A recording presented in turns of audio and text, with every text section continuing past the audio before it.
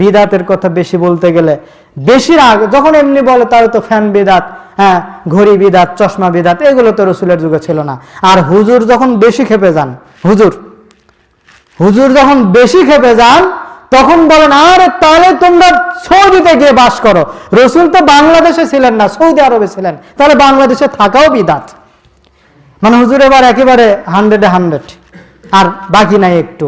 হুজুর এখনো বিদাত বোঝেননি, বিদাত এখনো চেনেননি। মৌলানা সাহেব এখনো, বুজুর্গ সাহেব এখনো বিদাত চেনেননি, এখনো বিদাত সম্পর্কে বোঝেননি। ইসলামের মধ্যে সওয়াবের আশায় নতুন কোন ইবাদত, তার নাম বিদাত। ইসলামের মধ্যে সওয়াবের আশায় নতুন কোন ইবাদত তৈরি করা, তার নাম বিদাত।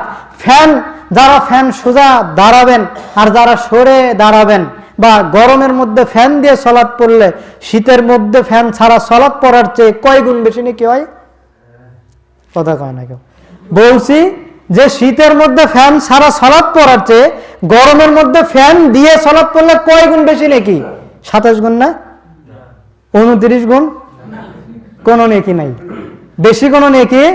তাহলে এটা ইবাদত নয়, এটা ইবাদত না, এটা দুনিয়াবি একটা আমাদের শান্তির জন্য, আমাদের আরামের জন্য। এটা ইবাদত না।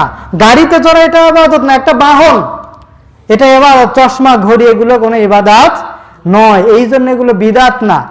যেগুলো নতুন ইবাদত, রসুলের যুগে যে ইবাদত ছিল না এখন নতুন করে করা, সেটার নাম হচ্ছে, এবং অনেকে মনে করে খুব ফজিলত, খুব নেকি না, খুবই ফজিলত, অনেক ফজিলত, সেটা হচ্ছে ইবাদত, সেটা হচ্ছে বিদাত। আমরা চেষ্টা করব, আরো অনেক কথা ছিল, আপনাদের সময় অনেক দূর চলে গেছে, বিরক্ত করব না।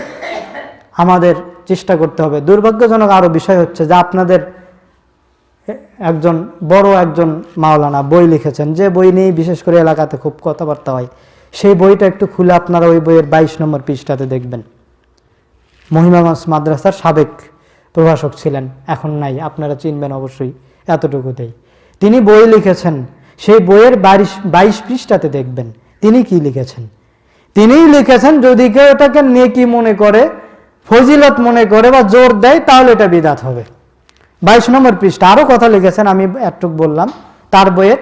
এবং সবচেয়ে তিনি যেটা ধোঁকা দিয়েছেন আপনাদের সাথে, মহিমাগঞ্জ মাদ্রাসার সাবেক একজন ফকিহ, তিনি তার বইতে ধোঁকা দিয়েছেন। বইয়ের নাম দিয়েছেন ফরজ সালাতের পরে 2 হাত তুলে সম্মিলিতভাবে মোনাজাত করার কথা লিখেছেন, দলিল সমূহ। আর বইয়ের পৃষ্ঠা যখন উল্টাবেন, যখন এই কাভার পেজ উল্টাবেন, কাভার পেজের এই উল্টো পাশে এখানে ছবি দিয়ে রাখছে যে অমুক কনফারেন্সে মক্কার ইমাম হাত তুলে মোনাজাত করতেছেন, জাকির নায়েকের পিস কনফারেন্সে জাকির নায়েক সহ মক্কার ইমাম হাত তুলে মোনাজাত করতেছেন। এই পাশে উল্টা পাশের যখন এই মলার যখন আপনি উল্টাবেন, দেখবেন লেখছে জমাতে আহলে হাদিসের কেন্দ্রীয় কনফারেন্সে মক্কা মদিনার ইমাম হাত তুলে মোনাজাত করতেছেন।